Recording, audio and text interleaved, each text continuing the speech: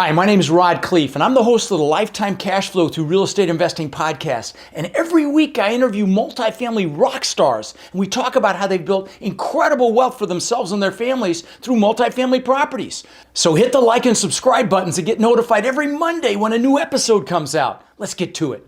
Welcome to another edition of Lifetime Cash Flow Through Real Estate Investing. I'm Rod Khleif, and I am thrilled that you're here. And I know you're going to get tremendous value from the gentleman I'm interviewing today. His name is Matt Simmons, and Matt is in Pittsburgh. He's got 200 or 300 million under management, 300 million in assets in the multifamily space. He's also in the single family space. We chatted about that briefly before we started recording, but we're going to talk about multifamily today. And he runs a group called Sim Capital Group, and yeah, well, let's get into it. Welcome to the show, brother. Thanks, Rod. I appreciate you having me on. For sure. Well, why don't you, do what we normally do at this stage and just give us a little background. Tell us, when you got into real estate, why real estate, why you love it, and just kind of give us a little bit more of your bio. Yeah, absolutely. So I started initially investing in real estate back in 2006. I had sold and exited another business that I was a partner in, and just kind of started, looking into real estate as just kind of a side business, a side hustle, as a long-term investment. And I had started another business at that time. I was growing it and continued to buy primarily single-family properties at that time. Started venturing into smaller multifamily, quadplexes, 8-unit, 10-unit properties. Continued to build my other business through 2010 and 2011. I had a really bad injury in 2011 where I ended up breaking my back and my pelvis. Basically laid me up for a year and a half. And the business that I had going at the time, I thought I had structured really, really well to be able to operate without me there. Shocker, I did not. So I was out of the office for basically a year and a half. I mean, I was in ICU for a week. I was on bed rest for like 4 months. I was in a wheelchair for 4 months. It was a long recovery. That business ended up going out of business. I went bankrupt. I lost everything at that point. I had a wife, I had a daughter, she was just 2 years old at the time. And the real estate that I had bought up to that point was really the only thing that allowed us to get through, and didn't completely wreck us and allowed us to basically take a step back and restart. And at that point, it's kind of where I looked at things and really made that decision at that point. What am I going to do? Am I going to start another business? Am I going to regroup, or am I going to go all in on real estate? And that's kind of, it was a no brainer to me. I mean, the real estate's the one thing that was steady and secure, continued to help us get through all that. So that's what we did at that point. That's when I kind of went all in on real estate and started really focusing on buying more multifamily assets, for myself. Well, I have to ask, how did you break your freaking back? I'm sorry, I have to ask. That's all good. Yeah. So I used to race professional motocross. Okay. I got the bright idea when I turned 30, because it's a young man's sport, that I was going to get my license back and do one more professional race in my 30s to say that I did it. I did, but I also broke my back during it. Wow. Yeah, that's a real lesson. It's funny. I'm 63 and I lifted weights my whole life, and I did something to injure my shoulder. I think I lifted too much on a bench press one day, and I've gone to an orthopedic on Friday. I'm like, Jesus, I'm falling apart at the seams, man. But I feel you just a little later in the game. So let me ask you this. What sort of business were you in that you lost? I'm just get a little more. Yes. So it's a digital marketing company. Wow. I started here in Pittsburgh. I started it in 2007. Grew it actually through the whole economic downturn and recession and everything. And I was lucky because we worked with a lot of the companies that I used to race for, a lot of the motorcycle manufacturers, a lot of the gear companies, stuff like that. So it worked really well. And I was kind of at the very beginning of the digital craze with, smartphones and digital apps and everything like that. I just didn't have it structured well with management and leadership to be able to run without me being there every single day. I see. Has that experience helped you move into real estate? Tremendous. Tremendously. Helps you find investors and things like that. Okay. Good for you. Absolutely. Yep. Yeah. We do a lot of our lead gen via social media marketing and advertising. Because I have that digital marketing background, it's been really, really good for us. We basically generate, for every $1 we spend in marketing, we generate about $300 in investment return. Mm-hmm. Yeah. Wow. So talk about some of the lessons you learned to go through that experience, because I think that'd be really valuable to my listeners. They think, a lot of people listen to this podcast and they hear all these successful people come on. They think it's all, fantastic. Right. And there's no setbacks. There's no failures. There's no seminars, as I call them. Right. Talk about some of the lessons you got from what happened. It was really, really hard mentally for me, and for my family. I had a daughter that was just turning 2. I had my wife that relied on me. She was a stay-at-home mom. For me, the hardest part was the mindset, kind of getting myself out of that thinking I'm a failure type of phase, because you lost everything, and kind of regrouping. It's really important. One of the biggest lessons I took away is surrounding yourself with good people that, can help you kind of not lift you up financially, but more mentally than anything, that can help kind of push you out of that funk, because you can find yourself in a really deep and dark place when something like that happens. Sure. When you get yourself out of that funk, at least for me, one of the things that I realized is I had so many learning lessons through that time. How to build out a management team, releasing some of that control. As entrepreneurs, we tend to like to hold on to control as much as we can, right? Sure. And that's, to me, that's obviously it's a downfall, because when you try to hold on to so much control and you don't delegate, you don't allow people to do what you really hire them to do. Yeah. So one of the biggest lessons I learned is how to delegate and kind of release control and trust people to do what you hired them to do. And that's probably one of the biggest lessons I learned. Yeah. Trust is one thing, but you also have to have the training to get to that trust, and you have to have the accountability to follow up on that trust. But I'd like to circle back to something else you said, because it's crack cocaine for me, which is mindset. Okay. Yeah. So, that's what I'm known for, and that's what I love talking about. So you talked briefly about who you were hanging around. Yeah. And can you just elaborate a little bit more about what sort of, were you in a peer group of some sort? Was it family? Was it friends? Who were the people that lifted you up? And were there people on the other side of that weren't as empowering for you? Can you speak to both? 100%. So let's hit on the people that weren't empowering, right? Because I think this hits home a lot for people that don't really realize it. And those people, to me, were some of the people that I thought were the closest. It could be family members. Yeah. I was just going to say family. Okay. Right. Your family, right? Because they're the ones telling you, oh, you just need to go get a job. You need to go, work for someone else. You need to just kind of take a little bit of a, chill pill or relax a little bit and regroup. And I'm like, but that's not me. I haven't worked for myself really ever at that point. I'm not going to go work for someone else, working a 9 to 5. And so I had to just completely eliminate that from my life for a period of time, because it was just, they were just dragging me down mentally. They were dragging my wife down along with me. And my wife was 100% supportive of me. She pushed me through. She told me, get back on your horse, do what you know how to do.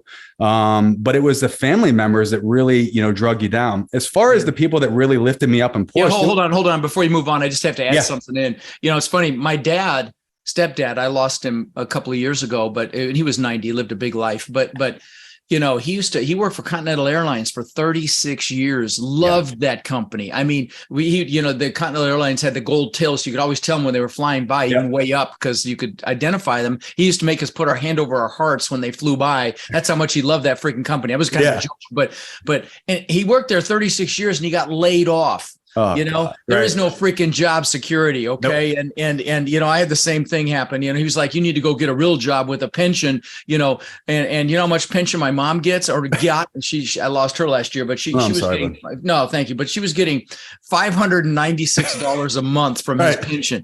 Okay. So I just want to interject that. So tell me who you got around that was the antithesis of that, that pushed you. And then I'd like to tell you a story in my life about that as well, but please. Yeah, absolutely. So, I mean, really, it was just other business owners that and colleagues that I've built relationships with through those years. And for me, I had to kind of step out of that embarrassment, mindset that I was in. I was embarrassed. I was by an accident.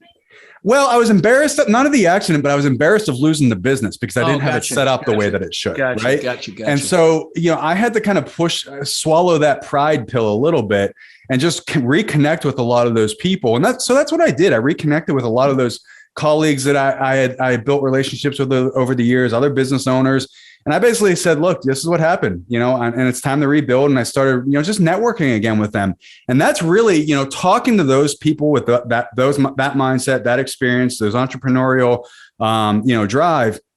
It really helped to lift me out of that funk that I was in and really say, all right, Matt, you know what you're doing. It's time to get back on the horse. You take the learning lessons that you were taught through all this and you get back after it. Yeah, and really that's all it took. Yeah. Love it. I just literally came off a 5-day Tony Robbins event. I got back yesterday, Business Mastery.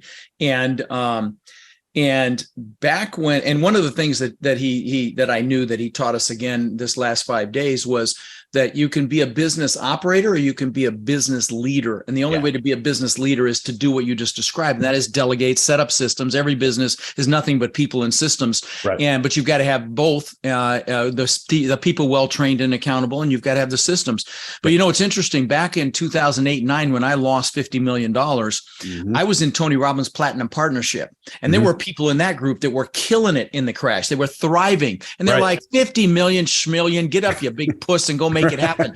And that's what you needed to be. That's what you need to be around. So it just really resonated with me when you said that. So, and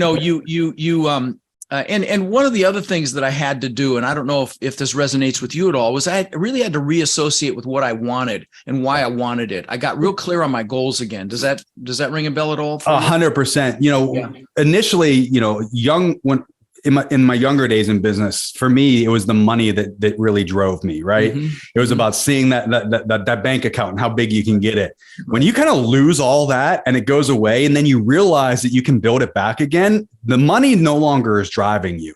It's more about building that freedom to be able to enjoy your life with your kids. I have 2 kids now, right? So to me, that's really important to be able to enjoy experiences with them, coach my son's baseball team, be at my daughter's chorus concerts, right? So you reevaluate what's important to you and what really drives you. And then you realize it's completely different than what it initially used to be. Sure. And that's the way, guys, by the way, if you have not done your goals recently, I just did my goal setting workshop on January 2nd of this year. Go to rodslinks.com, rods, plural, links.com. Go to the bottom. There's a guide you can download. I'm not going to try to sell you anything. Just, people spend more time freaking planning a Christmas party than they do designing their lives. And this is designing your life. Have your child, if he's 10 years old, do it. If you have your spouse do it, and just get really clear on what it is you want. And because your goals evolve, they evolve. I was just going to say time. That. And so, you should be doing it a couple times a year. And so, I think one of the things you talked about some of the lessons you learned, and I think the big one was the lack of delegation and systemization. Is that accurate? Anything else come to mind that you gleaned from that experience of losing it all? I'll be 100% honest. I got lazy. We were successful. We were doing really, really well. And I was young. I mean, I was still in my 20s at that point, right? Leading up to my 30th birthday. I just got lazy. I got complacent. I was like, I'm on top of the world. And for me, now looking back, it's like, I was a dumbass, thinking that I had the world by the balls, right? I got my ego couldn't fit through the door. And one of the things I tell people now, especially because I see it a lot in younger, successful business people, business leaders, and entrepreneurs, is put your ego in check, because very quickly, and this, you lost, like you said, you lost 50 million, right? Right. Very quickly, it can be taken away from you. Oh, it's like a light switch, man. It was, of course, especially in residential and single family, because the values just freaking plummeted. I couldn't sell my assets at 30% of what they were worth prior to the crash. Right. But, and what you just said resonated with me as well. Cause I was living in Miami. I had the Lamborghini. I was doing all this stupid shit. I was like an escaped convict after my divorce. And I wasn't paying. I mean, I was putting $100 to $200 grand a month on my black card. And I was just stupid. It was all ego, just like you said. And when you take your eye off the ball like that, that's when stuff happens. So that's, in fact, that's the first time I think I've publicly said that, but it's the truth. And it's painful when you look at it, but the beautiful thing. So let me ask you this, because life is about meaning. You learn this in the Tony Robbins environment, and that's fresh on my mind because I just came from that event. But he tells people, it doesn't matter what happens to you. It's the meaning you place on what happens to you, because it can be an empowering meaning or it can be a disempowering meaning. You can let it destroy you, or you can let it juice you and motivate you to make things happen. And I think I know the answer, but how would you respond to that thought process? So for me, especially younger, I always used to focus on all the negative things happening in my life day to day, right? And I would let those things, as small as they were, just drag me down and ruin the next, the next 24 hours for me.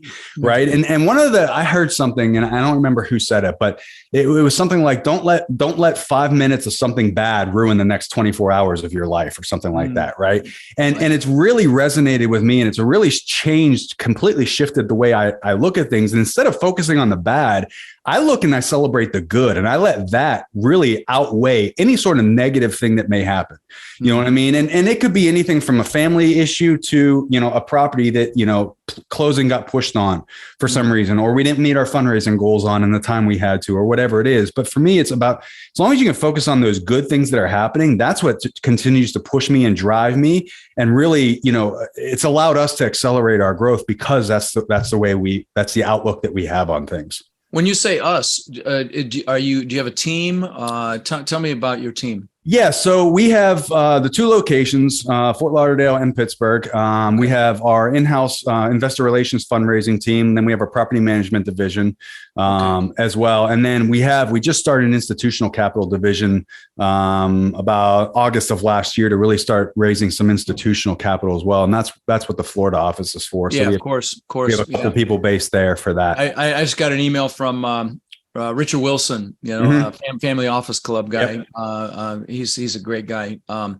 But had him on the podcast. We're actually doing that as well. We're actually pursuing institutional capital ourselves.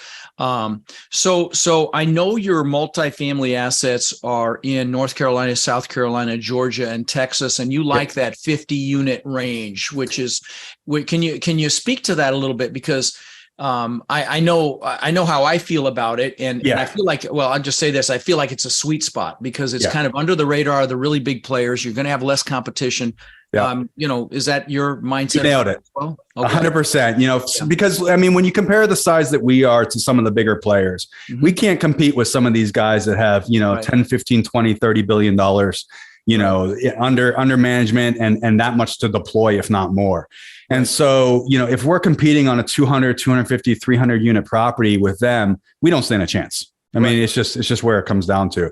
And so for us, we've been able to find that if, that 50 to 100 units, we are able to fly under the radar. The people that we are competing with most of the time, we're a little bit bigger than they are.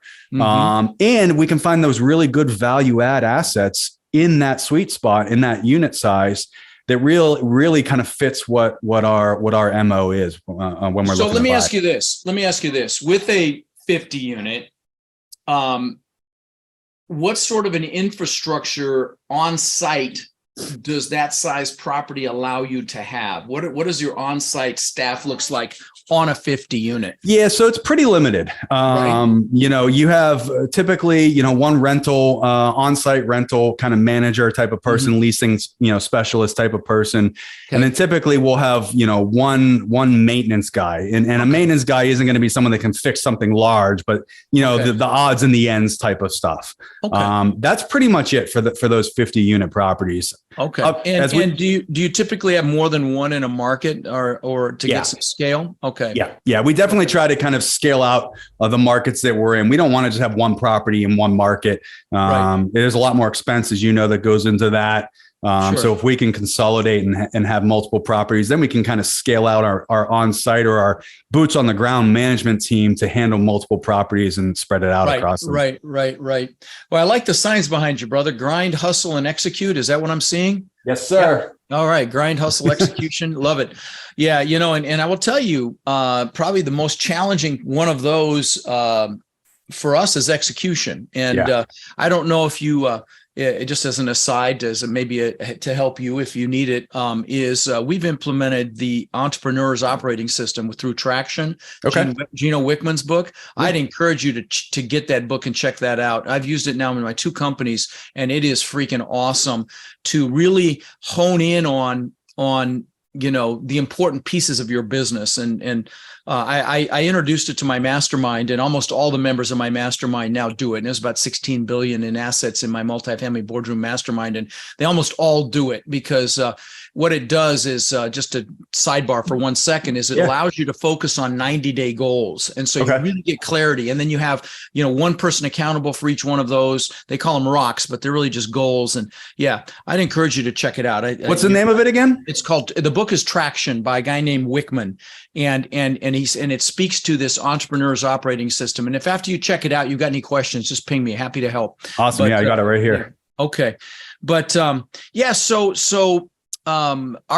so what's next? I mean, you're going after institutional capital. Are you going to start looking at some larger deals, or? We are. Yeah. So we have about a little over 20 million committed into our institutional capital division. And so we're actually finalizing all that to start calling that capital in. But right now, as you know, I mean, the multifamily market, as far as properties that are available, I mean, it's slim pickings out there right now. Right. But that's going to change. It is. What's hitting the fan right now. So exactly. You'll have to wait till people need to sell. Right now, you're just dealing with people that want to sell. But when the need comes in, there's going to be deals. Let me ask you this. Let me, as an aside, that 20 million, what sort of organizations did you raise that from? Was it family office? Was it private equity? What was it? Mostly family office. Family office. Okay. Yep. Yeah. Right. And a lot of overseas stuff. So my director of institutional capital is actually from Italy originally. He's got about 20 years in the industry, and he's got great connections. In fact, he's over in Abu Dhabi right now, meeting with some family wealth offices over there. And then he goes to Dubai and then over to Italy. And then he's back here at the end of the week. So he actually left 2 days ago. So a lot of family wealth offices, but also a lot of overseas. What we've noticed is overseas investors are looking to invest in the States heavily right now. Wow. Interesting. Yep. Wouldn't have thought that. Right. Which, I have to tell you, Matt, that's pretty impressive for your size operation to be, going after the big money like that's very impressive. I just have to tell you, and please, that's not hyperbole. I really mean that. Thank you. So what's next, man? Going after the larger deals? Any other markets you're looking at? Larger deals. Florida is kind of a focus for us moving forward. We want to build out a bigger presence or a larger presence in Florida. And obviously, so like you said, the larger deals, the larger properties. We're still tending to shy away from Class A. So we're still focusing on the Class B stuff, but we want to get into some of the larger properties with the Class B. The goal is by 25, we want to kind of be teetering around that $1 billion in assets mark. Yep. Love it. So let me ask you this. You told me what the why is. I always love to ask the why. The why is the family freedom, which is really what I hear more than anything else in my coaching program. I have a lot of people listening that are aspiring investors. They know they want to invest. They haven't done it yet. They just haven't pushed the trigger on this. What words of wisdom might you share with those people that know they want more out of life, but haven't done it yet?